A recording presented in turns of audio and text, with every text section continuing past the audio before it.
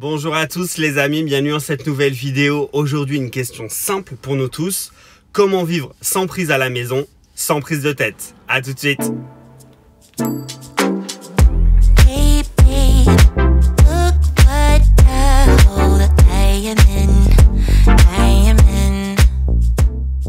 Effectivement, pour ceux qui suivent la chaîne depuis un moment maintenant, vous avez pu voir que dans la vidéo rouler une Tesla c'est gratuit ou presque, je vous disais que j'allais déménager et que donc j'allais perdre la prise à domicile. Donc moi pour info, et vous pouvez retrouver la vidéo sur la chaîne, c'est la vidéo la plus vue d'ailleurs, j'avais proposé un système pour 150 € pour recharger à 7 kW. Donc c'était juste en gros une énorme rallonge avec une prise P17 32 ampères au bout, enfin un truc sécurisé quoi. Et je rechargeais avec mon UMC, l'adaptateur qui correspond. Et donc c'était super, hein, je recharge avec ça à la maison, vraiment il n'y a pas mieux. Mais il a fallu déménager. Et alors quand il s'agit de déménager, après, bon, pour beaucoup vous êtes en achat, vous avez une maison et tout, moi je suis toujours en location. Quand on arrive faire une visite, on peut déjà voir, bon, est-ce que c'est possible ou pas. Rapidement, si on commence à parler d'une borne, l'installation d'une borne ou d'une prise, on parle chinois au proprio et voilà, c'est mort d'avance, ça marche pas. Donc d'expérience, j'en parle plus. Moi là où j'habitais, ça faisait 5 ans que j'y étais et j'ai eu du mal à proposer l'idée de la prise, à faire comprendre comment ça fonctionnait, etc., etc. Donc d'emblée à une visite, c'est pas le truc dont je vais parler. Et donc là, je me suis dit, écoute, cet appartement, sa localité, etc., je vais la choisir pour moi. La voiture, ce sera en second plan. C'est-à-dire, je vais trouver le moyen de vivre sans prise, correctement. Et je préfère avoir ce petit sacrifice à côté que mettre du temps à retrouver un appartement ou trouver quelque chose qui me plaît moins que celui-ci, etc. Donc, c'est ça le parti pris que j'ai fait. C'était de faire passer mes besoins. Et puis, pour la prise, on verra après. Il n'y a pas mort d'homme, etc. Il y a des solutions qui existent. Ok, oui, mais bon. On va voir dans cette vidéo qu'effectivement, c'est pas toujours sans prise de tête. Je continue avec mon jeu de mots.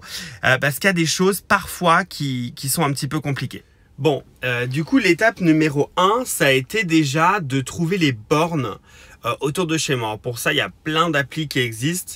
Je dois avouer que la plus complète et celle qui m'a permis de trouver cette borne où je suis maintenant, c'est ChargeMap. Donc, vous savez que ChargeMap, pourtant, c'est pas un service que j'utilise puisque j'avais décrété que je voulais pas payer le badge, donc j'utilisais pas l'appli.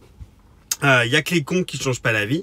Et là, j'ai installé l'app et j'ai guetté. Et effectivement, cette borne-là apparaît chez eux et elle apparaît nulle part. Alors, ce qui est marrant, c'est que sur l'appli, cette borne, elle apparaît en noir. Donc, ça veut dire qu'elle est hors d'usage. Pourtant, je pense que vous allez pouvoir le voir, mais elle est absolument pas hors d'usage puisque j'y suis branché.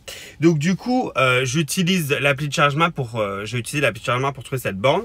Mais c'est une borne, en gros, sur un parking de je sais pas comment, c'est un truc régional, enfin c'est des bureaux, et il faut quand même badger une carte pour ouvrir les trappes.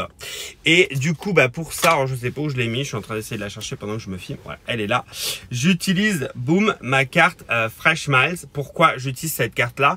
Parce qu'elle est affiliée à aucun compte et que j'ai peur que juste en ouvrant la trappe, si j'utilise une carte avec où j'ai de l'argent dessus, il me prélève des frais juste d'utilisation, genre 20 ou 30 centimes. Donc j'ai utilisé cette carte-là, ça a fonctionné. Je peux ouvrir la trappe, me recharger. Bah, écoutez, c'est impeccable. C'est une recharge, comme vous pouvez le constater, à 11 kW. Ici, c'est très sympa. Donc, du coup, j'ai utilisé ChargeMap, mais aussi l'appli FreshMiles et l'appli Shell pour éventuellement trouver les bornes. Bon, voilà. Vous voyez comme quoi, un ChargeMap, effectivement, affiche la borne, mais dit qu'elle est hors d'usage, ce qui n'est pas le cas. Donc ensuite, je me le suis noté ici, je voulais faire un petit récap avec vous. Alors, il y aurait une vidéo, encore une fois, donc en fiche, que j'avais déjà fait, où je vous présentais mes cartes de recharge. Vous pouvez la guetter si ça vous intéresse, elle n'est pas très vieille, elle date de Noël. Mais en gros, j'utilise la carte FreshMiles sur les bornes gratuites, la carte EasyVia. À nouveau, je la réutilise. J'utilise que sur le réseau EasyVia à Metz ou dans plein d'autres villes, Nancy, etc. Et sinon, j'utilise mon très petit, mais alors tellement pratique et versatile badge Shell. Mais ça, c'est de l'or. Hein. Ça, c'est de l'or. Je l'aime vraiment trop. Vraiment super prix sur tous les services. Enfin, super prix. Ils prennent pas trop de frais. tout est simple, la carte est gratuite, vous la perdez, on vous en renvoie une en 2 jours, enfin nickel. Donc je vous recommande vraiment de garder cette carte, enfin de prendre cette carte si vous ne l'avez pas et de la garder si vous l'avez parce qu'elle est gratuite, elle est super. Écoutez, c'est à peu près tout au niveau des cartes, j'ai fait une vidéo vraiment complète, allez la voir si ça vous intéresse. Et si vous l'avez pas déjà vu, mais en tout cas voilà, la première étape ça a été pour moi de guetter un peu qu'est-ce qu'il y avait en dehors des superchargeurs, on va y venir, mais de guetter un peu ce qu'il y avait. Et en fait dans ma ville, et c'est une honte, vraiment c'est une honte parce qu'il y a beaucoup de voitures électriques, il y a une borne et elle est sur un parking un parking en gros de bureaux pour la région. Donc c'est un petit peu honteux effectivement, mais bon ça résume bien la situation en France globale quoi. Dès qu'on sort des métropoles et qu'on retourne dans des villes un peu plus petites, bah voilà. Finalement, ma première solution, je me suis dit je vais pas me casser la tête, je vais aller au superchargeur. C'est gratuit parce que vous savez que j'ai beaucoup de kilomètres. Il y en a 3 autour de chez moi, donc je me suis dit bon. Et c'est vrai qu'après, il faut se dire, c'est pas tout à fait recommandé pour une utilisation quotidienne, bien que moi, j'informe pas la voiture qu'on va au superchargeur, donc elle fait pas un préconditionnement de batterie. Donc quand on arrive, on est plutôt aux alentours de 40-50 kW tout le long, ce qui est pas dérangeant pour la batterie. Mais bon, maintenant, le problème qui se pose, c'est que, comme vous allez le voir sur la carte, moi je suis le petit point rouge. Et puis, le superchargeur de Metz est ici, le superchargeur du luxe est ici. Alors effectivement, je suis souvent barré sur le luxe, donc bon, le superchargeur est pas trop loin, mais ça fait toujours un détour malgré tout d'y aller, puisque c'est pas les endroits où je vais moi habituellement. Et puis ensuite ici, vous voyez, il faudrait que je descende à Metz, puis que je remonte. Alors je le fais, mais en fait sur le retour, je perds déjà 5% de batterie pour revenir jusqu'à mon point de départ, puisque c'est que de l'autoroute. Donc effectivement, ça semblait pas être la solution idéale, enfin quotidiennement. Par contre, à peine je passe devant un de ces superchargeurs ou que je suis sur la route, effectivement j'y vais et je fais un arrêt pour prendre du jus, parce que c'est vrai que l'idéal, et c'est le point numéro 2 que je me suis marqué, sur lequel on va venir, c'est vraiment l'optimisation qu'il faut faire en fait de ces charges. C'est-à-dire que quand vous avez plus de bornes ou pas de bornes à la maison et que vous avez, alors je garde quand même une utilisation quand même intensive de la voiture, il faut pouvoir avoir tout le temps de la charge, parce que vous n'êtes pas sûr de pouvoir avoir de la place aux bornes. Et c'est le point qu'on va aborder juste maintenant. Alors, le souci de la place, c'est un souci récurrent en fait, que vous allez malheureusement rencontrer. C'est que nous, on a besoin de charger puisque effectivement, on n'a plus de prise chez nous. Mais sur les bornes, par exemple, comme la borne, je vais prendre la borne 11 kW que j'ai découvert ici, il n'y a que 2 prises, dont une seulement en type 2. L'autre, c'est du type 3. Donc ok, je me dis putain, cette borne est cool, elle est à 20 minutes à pied, moi je m'en fous de marcher et de faire le sacrifice, parce que en gros je viens une fois tous les 3 jours, je recharge au taquet et puis je suis tranquille et puis ça me dérange pas de marcher, etc. Bon bref, donc je la découvre, je me dis c'est super, c'est du 11 kW, machin, etc. Mais c'est presque toujours plein. Typiquement la dernière fois je suis arrivé, il y avait une Zoé en charge, je me gare. Je me branche du coup. Par chance, elle utilisait le type 1, je crois, le type 3 ou la prise Chouco, je sais plus. Par chance, je me branche sur le T2. Je pars et en partant, il y a une i3 qui est arrivée pour se brancher. Elle n'a pas pu, il n'y avait plus de place. Évidemment, c'est la seule borne de la ville. C'est la seule borne de la ville et il y a 2 ports. Et tout le monde ne peut pas avoir une prise à la maison. Je veux dire, je suis désolé. Il y en a qui me disent « Oh, mais ces bornes ne sont pas faites pour la recharge quotidienne, etc. » Si, je veux dire, on en a besoin. Il y a des gens qui n'ont pas de prise chez eux. Ils ont besoin de ce type de borne. Donc, c'est problématique. Encore une fois, c'est un problème de ma ville, là, vraiment, mais c'est pas que ma ville. Et c'est un vrai souci, c'est-à-dire qu'il n'y a aucune infrastructure. Sinon, il faut aller au Leclerc. Mais bon, je veux dire, au Leclerc, c'est toujours blindé aussi. Il faut bien se dire que là, il y a 3 bornes dans une ville où, à mon avis, il y a au moins, je sais pas, une cinquantaine ou une soixantaine de Tesla, à minima, je pense. Donc, c'est le bordel. Et je dis Tesla, il y a des i3, il y a des Zoé, il y a des Ioniq, enfin, il y a vraiment tout. Donc, c'est compliqué. Voilà, le type de cette borne, c'est qu'elle est bien. Ouais, samedi matin, il n'y a personne. Vous venez là l'après-midi en semaine, il y a toujours des voitures de garées. Donc c'est compliqué. J'ai vite compris que je pouvais pas compter sur cette borne là parce que à chaque fois que j'arrivais, une fois je suis arrivé avec 8%. Bon c'était la merde. Heureusement j'avais assez pour aller jusqu'au superchargeur de Metz, mais ça m'a fait chier parce que je comptais me poser là, puis partir et puis venir la récupérer quand elle était pleine. Donc bon, c'est un peu compliqué, ça fait partie du jeu, c'est le partage de la borne, je comprends. Mais quand on en a envie, quand on en a besoin, ça fait chier qu'elle soit pas dispo. Donc bon, c'est comme ça. Alors finalement, qu'est-ce qu'on fait? C'est la question que j'ai essayé de me poser hier en écrivant cette vidéo. Voilà les points que j'en ai sortis. Déjà, il faut bien quand même comprendre que tout ce que je vous dis aujourd'hui, c'est vraiment ma propre expérience et ça dépend des villes. Parce que finalement, si vous voulez aller voir ma vidéo en fiche que j'ai fait sur Metz, alors vous savez, je vous avais dit que j'allais essayer de faire une vidéo par mois où je note une ville. Donc là, je vais recommencer à partir de juin sur des assez grosses villes, donc on verra ce que ça donne. Mais pour le moment, à Metz, effectivement, vous voyez, il y a tellement de bornes de type 2 partout, des chargeurs publics, des chargeurs dans des parkings privés, des bornes rapides, même dans la ville, que finalement, c'est pas un problème que j'aurais rencontré sur Metz. C'est vraiment un problème parce qu'ici, c'est une petite ville.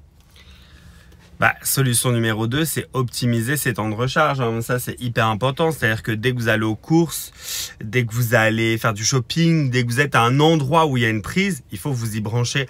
Même si vous n'avez pas nécessairement besoin, en fait, il faut adopter la technique du biberonnage. C'est-à-dire que dès que vous avez un endroit où vous pouvez recharger, qu'il y a de la place, il faut y aller.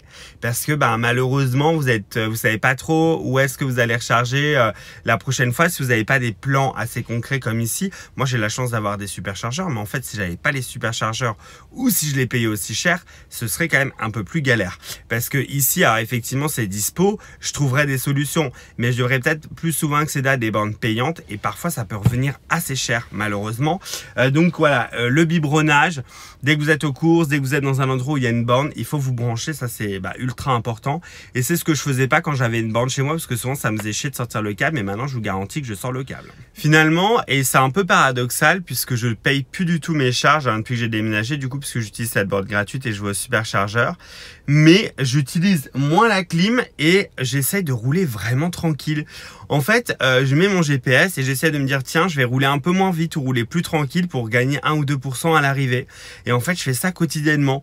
Alors c'est devenu un jeu, c'est pas un supplice, c'est un truc qui me fait rire. Et puis il y a des jours où je tape dedans, j'en ai rien à foutre, mais c'est devenu un jeu. Je trouve ça assez cool et drôle à faire. Et en fait, ouais, je fais ça, c'est venu un peu naturellement. C'est un peu paradoxal, mais j'éco-conduis encore plus parce que ouais, je sais pas, je me dis tiens, je vais sauver de 3%, si je fais ça sur 3 jours, je peux sauver des fois 20% de batterie et donc ça m'évite d'aller le soir à la borne quand j'ai la flemme ou des trucs comme ça. Et c'est assez paradoxal ça parce que finalement, je ne paye plus et en payant plus, j'ai quelques contraintes supplémentaires, mais du coup, j'essaye de faire de l'éco-conduite encore plus. Il y a plein de fois où je roule sans la clim maintenant, parce que j'ai pas besoin, par exemple, qu'elle tourne à 19 quand il fait 15 dehors, des choses comme ça. Et finalement, je me rends compte de l'énergie que ça consomme dans ma voiture et de l'énergie que ça me fait économiser. Et donc, du coup, j'y vais à fond pour trouver des petites solutions comme ça. Mais j'ai vraiment noté ça, ouais, le paradoxe, parce que c'est vrai que c'est vachement paradoxal de se dire je paye plus et finalement, je fais encore plus gaffe qu'avant, quoi. Finalement, si sur cette petite partie, je dois faire un bilan, c'est en gros, voilà, effectivement, c'est pas super simple. Il faut trouver quand même, la petite borne, le petit truc. C'est pas simple ici, c'est pas simple dans certains endroits, mais je trouve que ça s'améliore. Il y a quand même des bornes un peu partout. L'idéal, c'est de biberonner. Si vous biberonnez à chaque fois que vous pouvez, vous arrêtez, vous trouvez des bornes et tout, vous allez arriver à avoir à chaque fois assez de batterie. Et puis encore une fois, moi je vous parle parce que j'arrive à vider la batterie en 2-3 jours, alors que certains vident la batterie en une fois toutes les 2 semaines. Ça dépend de l'utilisation que vous en avez. Mais si vous avez même une utilisation intensive, finalement c'est possible. Mais j'avoue que j'utilise quand même pas mal les superchargeurs et c'est aussi ça qui adoucit un petit peu mon jugement. Si j'avais pas autant les superchargeurs près de moi et que j'avais que cette infrastructure de merde avec très peu de bornes, ce serait quand même un petit peu chaud. Donc effectivement, il faut voir à votre utilisation, mais néanmoins, c'est tout à fait possible quand même. Maintenant, on va passer aux jantes, parce que si vous avez vu la vidéo de la semaine dernière, vous avez vu que j'ai défoncé mes jantes, malheureusement.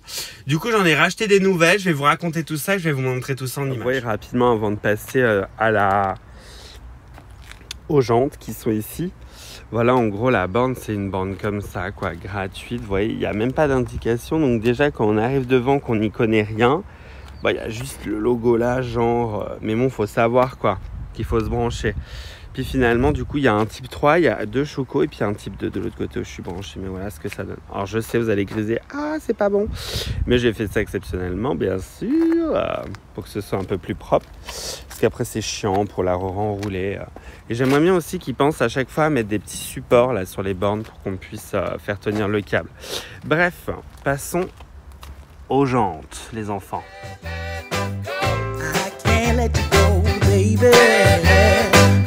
I just wanna tell you that